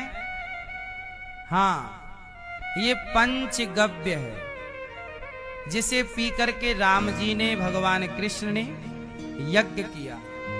गौमूत्र पीकर ही हम लोग यज्ञ का विधान करते हैं। लेकिन अब आज के युग में ये सब बातें कहो तो लोग हंसते हैं कि क्या तुम गंवारों की बात कर रहे हो। ऐसे ही है। हम लोगों ने पढ़ लिख करके क्या किया, अपनी संस्कृति पे हंसना स्टार्ट कर दिया, अपनी परंपराओं पे हंसना शुरू कर दिया, क्योंकि पढ़े लिखे हैं। मुसलमान अपनी कुरान पे नहीं हंसता, अपनी टोपी पे नहीं हंसता मुसलमान, पर हिंदू अपने माथे की तिलक पे हंसता है, अपनी शिखा पे हंसता है। सही। जिन लोगों ने अपनी परंपराओं से प्रेम करना छोड़ दिया, तो फिर वो परंपराएं तो लुप्त हो ही जाएंगी ना। इसलिए अपनी परंपराओं को जीवित रखिए। राजा परीक्षित जी ने एक संत का अपमान कर दिया। अब राजा दिलीप ने गाय की सेवा शुरू की। एक दिन क्या हुआ, जंगल में राजा दिलीप गौ माता चरा रहे थे कि गाय का जो हुआ क्या कि गाय को ना शेर ने पकड़ लिया। ये बैठे थे कहीं पेड़ की छांव में, लगा कि गाय तो चर रही है, पर जंगल से एक शेर आया बड़ा, और शेर ने गाय को पकड़ लिया। अब गाय चिल्लाई बचाओ, तो राजा दिलीप दौड़े दौड़े, अरे गौ माता, शेर से निवेदन किया, ए भैया शेर हमें खा लो। अच्छा, राजा शेर के मुंह पे गाय, भाई गाय क्या है, शेर का भोजन। अब आप कोई भोजन करने बैठे और आप उसके हाथ से रोटी छीन लें, निवाला छीन लें, ये तो पाप हो जाएगा। तो राजा दिलीप उस समय शेर को मार नहीं सकते थे, जब शेर दो समय किसी को नहीं मारना चाहिए और दो समय किसी को डिस्टर्ब नहीं करना चाहिए, खाते समय और पति पत्नी के मिलन के समय। जब पति पत्नी दोनों एकांत में हों, उस समय किसी तीसरे को पति पत्नी के बीच में विक्षेप नहीं करना चाहिए, वरना पाप लगता है। और दूसरा, भोजन के समय। अब हुआ क्या कि शेर मुंह पे रख लिया गाय को। अब राजा दिलीप शेर को मार नहीं सकते थे, क्योंकि शेर उस समय किस हाल में है, खाने के हाल में है, उसका भोजन है वो।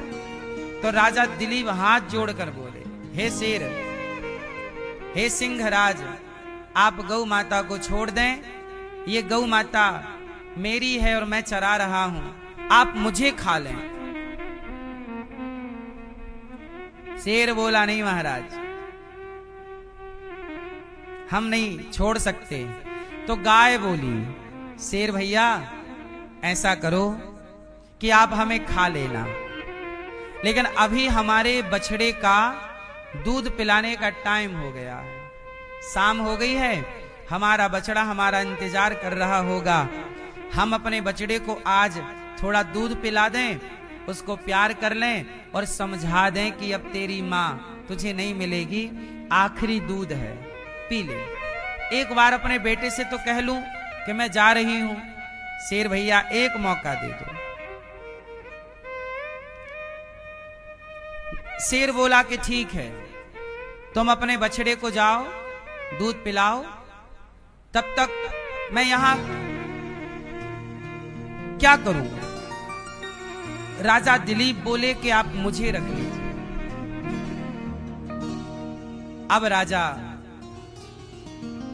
अब राजा दिलीप को शेर ने पकड़ लिया। देखो, एक राजा शेर के मुंह पे जाने को तैयार है, किसके लिए, गाय की रक्षा के लिए, कि मुझे मार दो पर गाय को ना मारो। और आज के राजा लाइसेंस दे रहे हैं गौ हत्या करने का,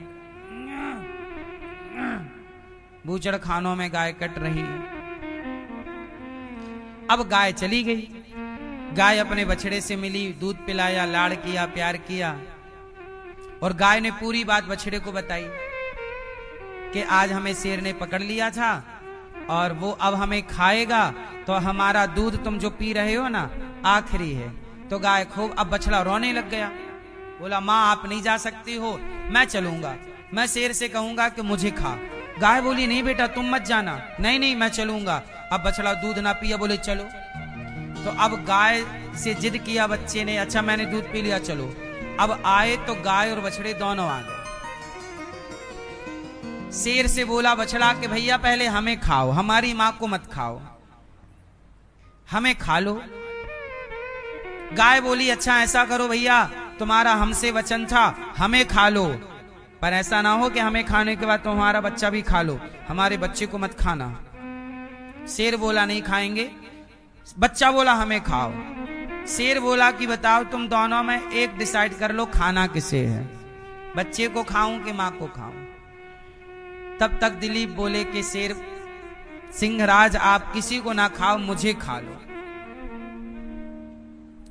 जब राजा शेर के चरणों में गिर पड़े कि आप मुझे खाओ, ये गाय मेरे आश्रित है और जो मेरे आश्रित है उसकी रक्षा करना मेरा धर्म है, इसे मत खाओ।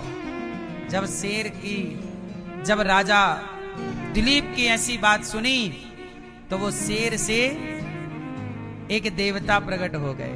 बोले राजन हम कोई शेर नहीं है, हम तुम्हारी परीक्षा लेने आए थे कि तुम गाय के लिए कितने समर्पित हो। आज पता चला कि तुम गाय की रक्षा के लिए अपने भी प्राण दे सकते हो। अब तो गाय प्रसन्न हो गई। राजन ऐसा करो, मेरा दूध निकालो और दूध निकाल के ले जाओ, तुम पी लो और अपनी पत्नी को पिला दो, तुम्हें पुत्र होगा बेटा, जाओ। अब राजा दिलीप बोले कि नहीं, पहले दूध मैं नहीं पीऊंगा, पहले दूध पर इस बछड़े का अधिकार है, तो पहले इसको पी लेने दीजिए, इसको पीने के बाद जो बच जाएगा मैं। तब गाय प्रसन्न हो गई, वाह राजन हमने तुम्हारी खूब परीक्षा ली, सब तरह से तुम सफल हो जाओ, हम तुम्हें ऐसा पुत्र देंगे कि जिससे तुम्हारी इस वंश परंपरा का युगों युगों तक नाम रहेगा।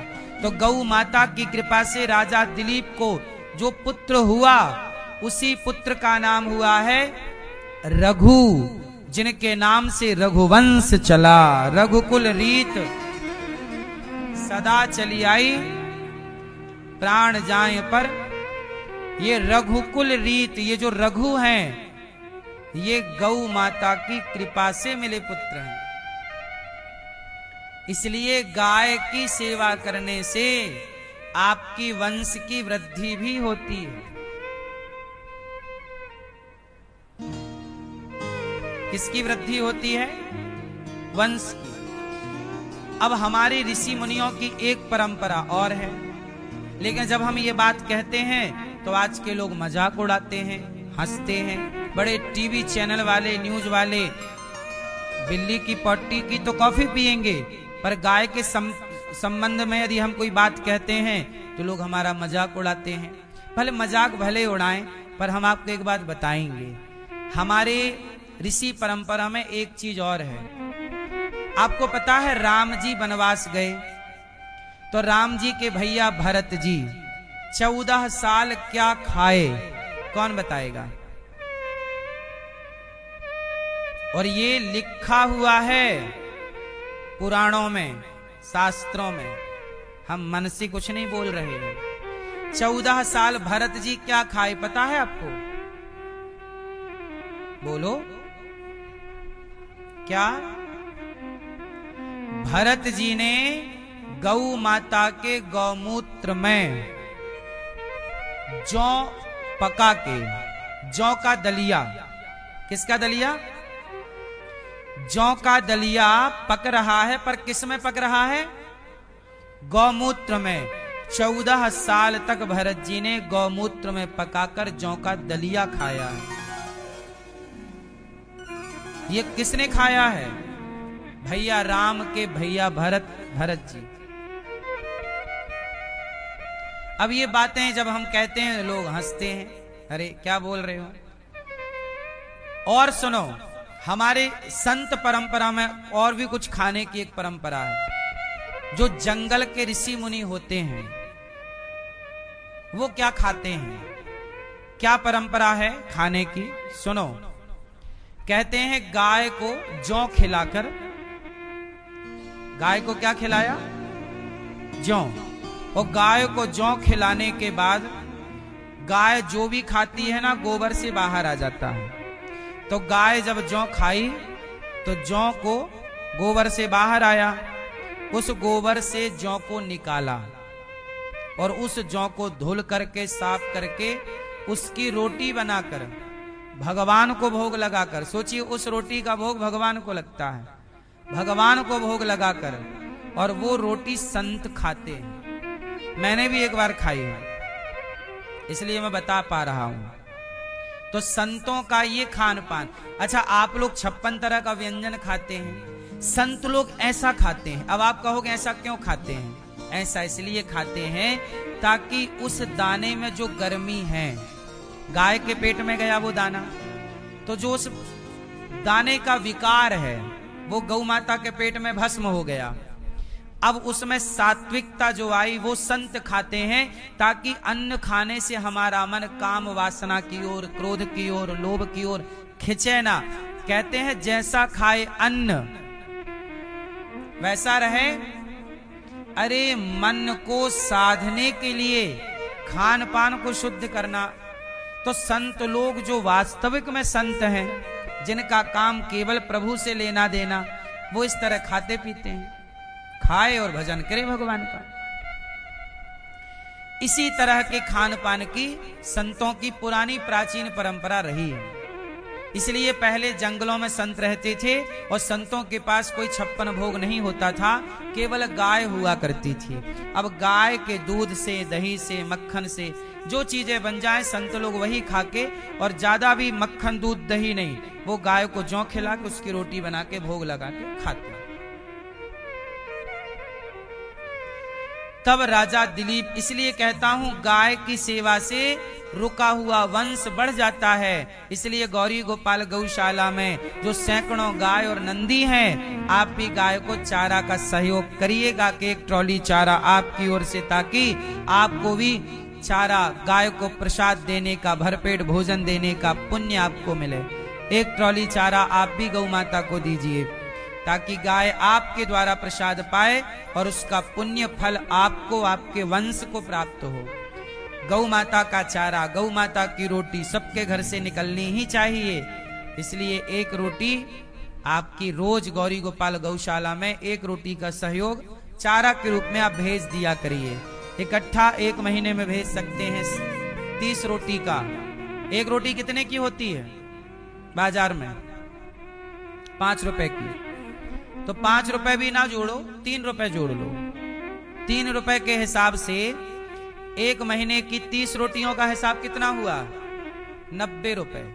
तो 90 रुपए का चारा गौरी गोपाल गौशाला में। अब देखो रोटी तो आपकी आ नहीं सकती ना, रोटी आपके घर बन गई, लेकिन जो रोटी, एक रोटी का 3 रुपए निकाल के आप रख दो, तो महीने के 90 रुपए का चारा, एक गाय का एक दिन पेट तो कम से कम आप भरो पूरा। भाई एक रोटी से तो पेट पूरा नहीं भरता, लेकिन 90 रुपए की खुराक यदि गाय को आप दे दोगे तो गाय का लगभग पेट भर जाएगा। बोलो हाँ। भाई गाय एक दिन में लगभग 5 किलो खाती है, जिसमें हरा चारा और भूसा मिक्स होता है। तो 5 किलो, 5 से 7 किलो के बीच में गौ माता खा लेती है। ठीक ठीक। इसमें थोड़ा खल होता है, चुनी होती है, चोकर होता है, चने का हम लोग वो बना के देते हैं दलिया गाय को। तो आपका जरा सा 2 किलो भूसा या 3 किलो हरा चारा, 1 किलो भूसा और बाकी दलिया, ये सब मिला के 90 रुपए। आप ये समझिए कि एक गाय को इतना रोज चाहिए। आजकल भूसा बड़ा महंगा है। क्या महंगा है? भूसा, भूस। आजकल लोग ना गेहूं की कटाई हार्वेस्टर से करा लेते हैं। तो हार्वेस्टर से करा तो दाना तो अंदर आ गया, लेकिन जो उसकी लंबाई, गेहूं की लंबा नहीं होता एक डंठल, उसका भूसा बनता है। अब लोग कुछ किसान जला देते हैं, तो वो गाय का भोजन है। गाय का भोजन क्या है? भूसा। अब वो जला देते हैं। इसलिए मेरी प्रार्थना हर किसान से है, गाय भूसा आप रखिए और गौशालाओं में आप अपने से दे सकें, पैसा भी लेकर। अब बाजार में भूसा पता है लगभग 15-18 रुपए किलो मिलता है भूसा। सीजन में तो 10-12 रुपए किलो, ऑफ सीजन में अब जैसे सर्दी आएगी तो भूसा 20 रुपए किलो हो जाएगा। और व्यापारी लोग उसमें भी ना मिट्टी और कंकड़ पत्थर मिला देते हैं वजन बढ़ाने के लिए। हम लोग जब भूसा खरीदते हैं ट्रॉलियों में, एक ट्रॉली भूसा, उसमें बहुत सारे पत्थर मिलते हैं हम लोगों को, बड़े बड़े पत्थर, आधा किलो का, 250-250 ग्राम का ऐसे मिल जाता है। तो वजन आजकल हर जगह मिलावट है ना मेरी माँ, आजकल लोग गाय के भूसे में भी मिलावट करते हैं, कंकड़ पत्थर मिला देते हैं कि वजन बढ़ जाएगा। तो आजकल इंसानियत का स्तर बहुत नीचे गिर गया है। किसका स्तर नीचे गिर गया है? इंसानियत का। आप लोग अपनी इंसानियत जीवित रखते हैं, इसलिए धर्म टिका हुआ है। इसलिए ये दास अनिरुद्ध सोचिए, गौरी गोपाल गौशाला में 400 के लगभग गाय और 125 से ज्यादा हमारे पास नंदी है।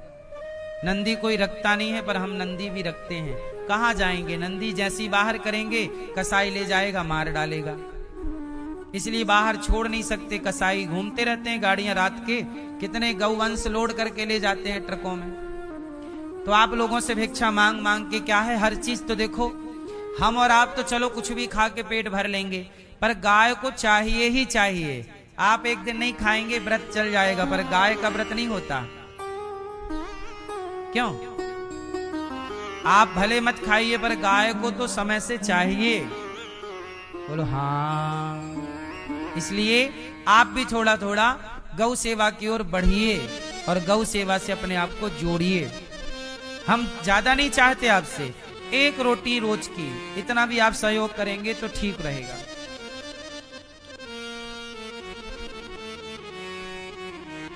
अब राजा दिलीप के संतान हुई और गौ सेवा से समाज को मैसेज मिला कि गौ सेवा करते से आप जब गाय की सेवा करेंगे तो निश्चित वंश की वृद्धि होती है, पुत्र पौत्र आदि सुखी रहते हैं। एक बार क्या हुआ, 88,000 ऋषियों के बीच में सूत जी आए। शौनक आदि ऋषियों ने सूत जी से कहा कि हमें कथा सुनाइए, भक्ति ज्ञान विरागाप्तो विवेको वर्धते महान। ऐसी कथा सुनाइए जिससे भक्ति की वृद्धि हो, ज्ञान की वृद्धि हो। ठीक है, देवताओं को भी दुर्लभ कथा। एक बार देवर्षि नारद जी एक बार सनकादियों के सुखदेव जी परीक्षित जी को भागवत सुना रहे थे कि वहां पर देवता आए और देवताओं ने कहा, सुखदेव जी कथा हमें सुना दीजिए। कहा सुखदेव जी ने कि आपको हम कथा नहीं सुना सकते, आप देवता हैं, आप इस भागवत के अधिकारी नहीं हैं। ये जो भागवत आप लोग सुन रहे हैं ना, भागवत सुनने के सब लोग अधिकारी नहीं होते। कुछ ज्ञान ऐसा है जिस ज्ञान के सब लोग अधिकारी नहीं होते। क्यों? आप लोग सवाल पूछ रहा हूं, बताओ। सारा ज्ञान के अधिकारी सब लोग होते हैं? सवाल जोर से।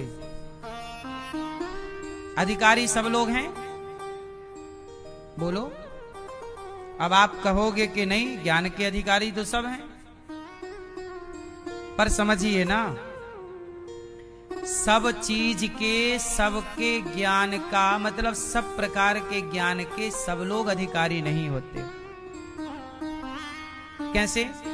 जैसे ईरान परमाणु बनाना चाहता है, पर अमेरिका उसे परमाणु बनाने नहीं देता। भाई परमाणु बनाने का भी तो एक ज्ञान है, पर वो ज्ञान अमेरिका उसे हासिल नहीं करने देना चाहता।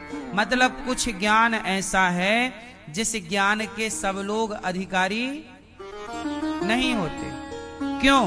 क्योंकि यदि वो ज्ञान पा गए तो उसका मिसयूज कर सकते हैं। क्या कर सकते हैं मैया? क्या कर सकते हैं? मिसयूज कर सकते हैं। अब सुनो, पीछे आवाज आ रही है मैया, आवाज आ रही है, सुन लो मेरी माँ। ए सफेद वाली बहन है ये, काहे खड़ी हो बेटा? बैठ जाओ, खड़े होके कथा सुनने आई हो? बैठ जाओ, सुन लो। अच्छा सुनो, हुआ ये, सब ज्ञान के अधिकारी सब नहीं हैं, इसलिए गुरु द्रोणाचार्य ने एकलव्य को जब देखा कि ये तो सब सीख गया, तो गुरु द्रोणाचार्य ने एकलव्य से क्या मांग लिया? क्या मांगा? अंगूठा मांग लिया। क्यों? क्योंकि गुरु द्रोणाचार्य जी जान गए। गुरु द्रोणाचार्य जी ने कहा कि ये बता, तू इतना बड़ा धनुर्धर तो हो गया, ये बता लड़ेगा किससे? तो बोले मेरे बराबरी का तो अर्जुन है। भाई आप श्रेष्ठ धनुर्धर कब बनेंगे? जब किसी धनुर्धर को आप पराजित करेंगे। तो अर्जुन को पराजित करूंगा। दो कंपटीशन है, कर्ण भी अर्जुन को मारना चाहते हैं और एकलव्य भी अर्जुन से जीतना चाहते हैं।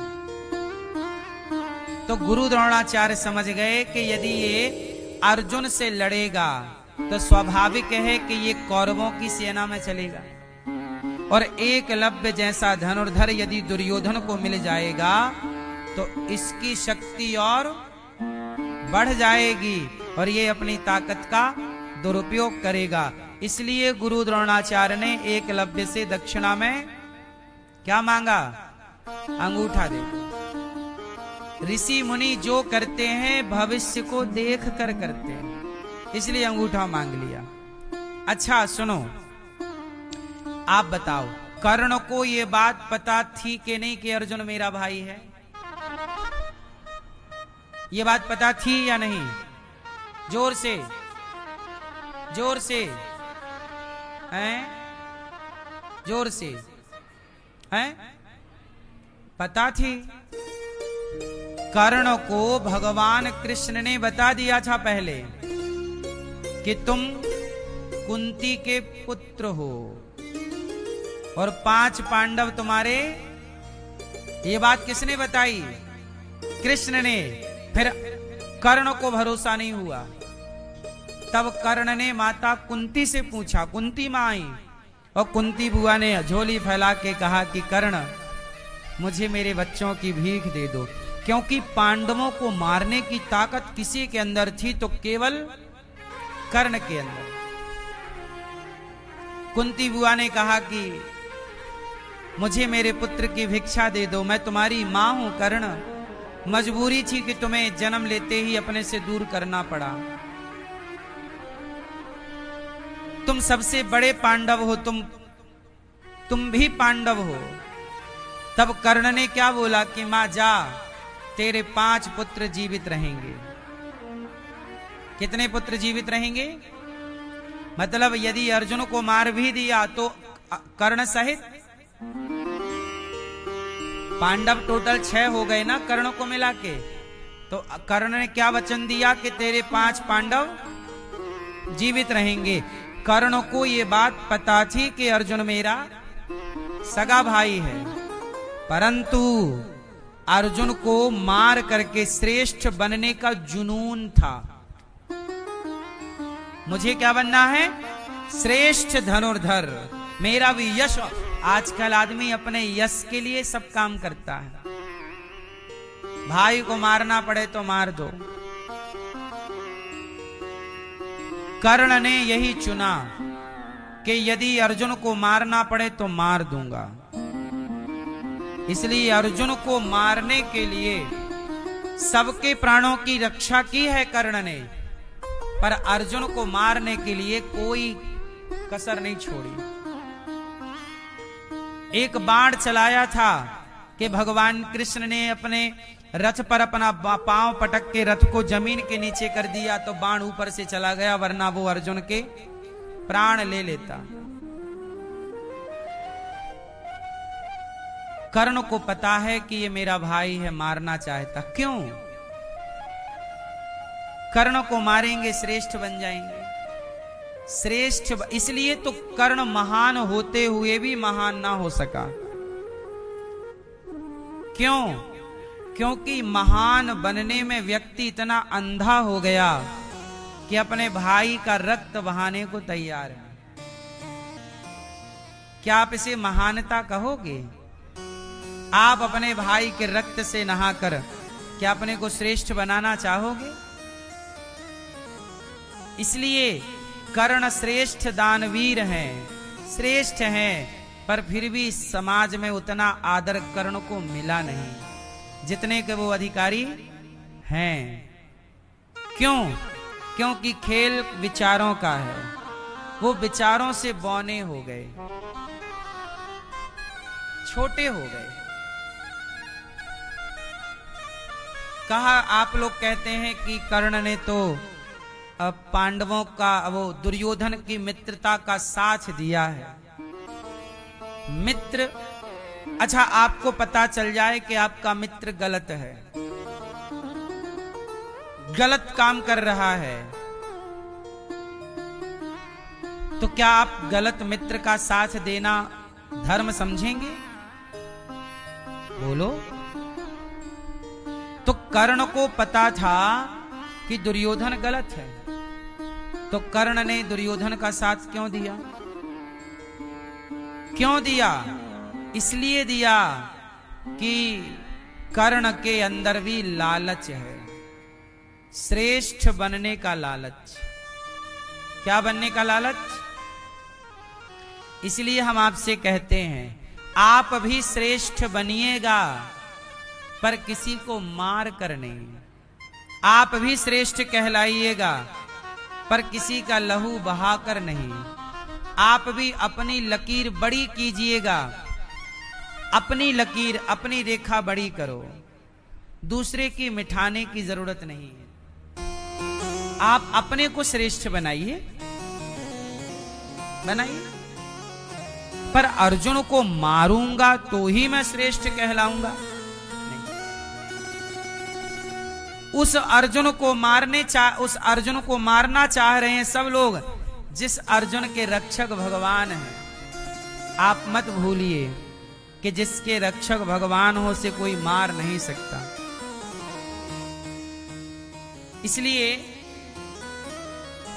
भगवान की शरण में जो है वो सुखी है।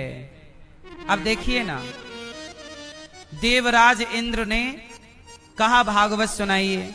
सुखदेव जी ने कहा हम भागवत आपको नहीं सुनाएंगे, आप अधिकारी नहीं हैं। तो अधिकारी, एकलव्य भी अधिकारी नहीं थे, पर ज्ञान मिला तो अंगूठा मांगना पड़ा। अच्छा एक बात बताओ,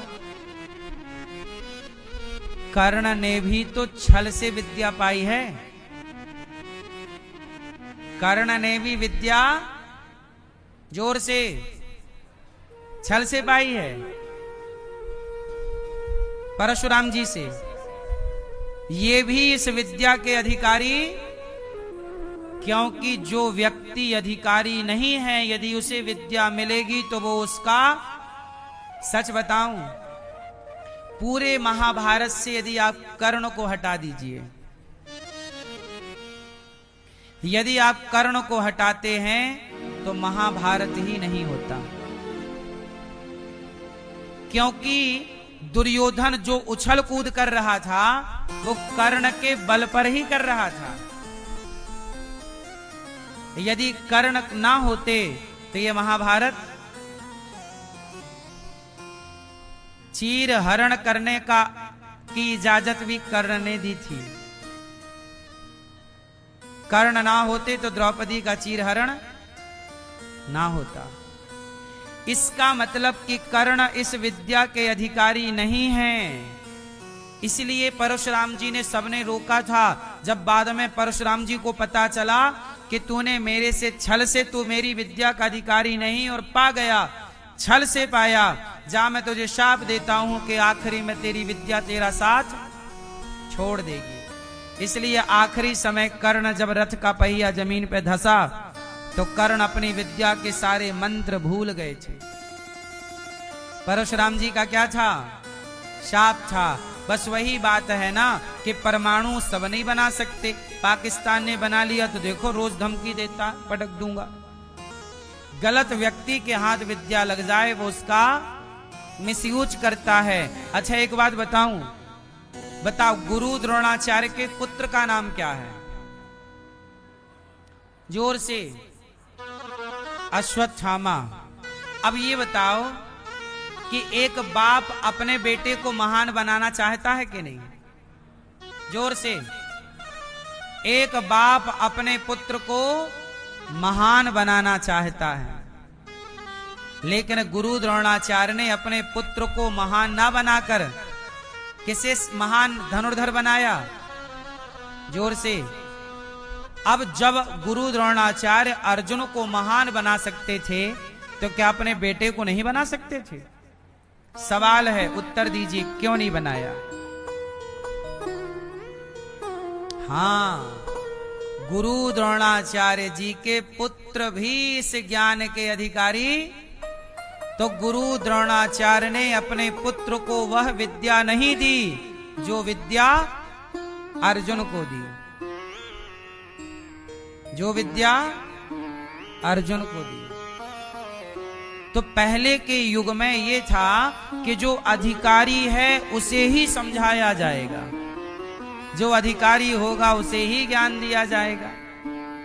आजकल तो हमारे यहाँ चोरों को भी ज्ञान हो गया है। जो नहीं होना चाहिए वो ज्ञान चोरों को हो गया। अब जैसे चोरों को कौन सा ज्ञान नहीं होना चाहिए और हो गया। अब चोर लोग चोरी करते हैं,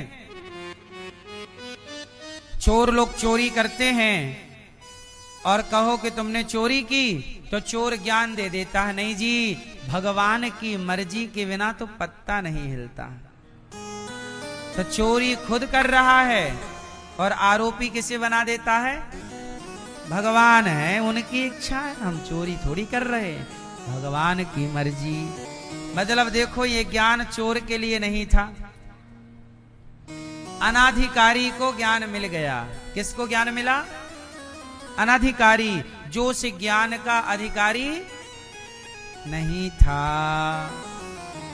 अब चोर चोरी करता है, बोल देता प्रभु आपकी इच्छा से हो रहा है, आपकी मर्जी के बिना तो पत्ता भी नहीं हिलता। एक दिन पुलिस पकड़ के ले गई चोर को। पुलिस बोली, चोर क्यों चोरी करता है? चोर बोला कि भगवान की मर्जी के बिना तो पत्ता नहीं हिलता, तो मैंने चोरी भी तो उसी की मर्जी से की। तब पुलिस वाले ने कहा, फिर जेल भी उसी की मर्जी से आया है, चल अब जेल में रहे।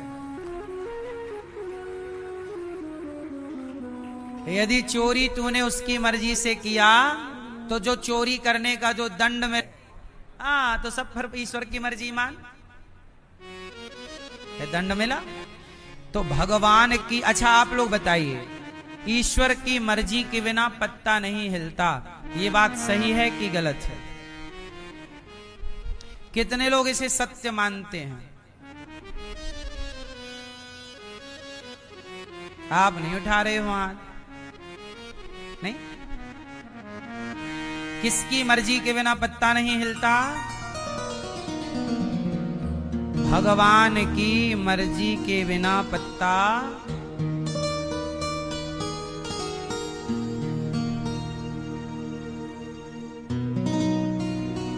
आप कह रहे हैं ये बात सही है, तो फिर ये बताओ, चोर चोरी करता है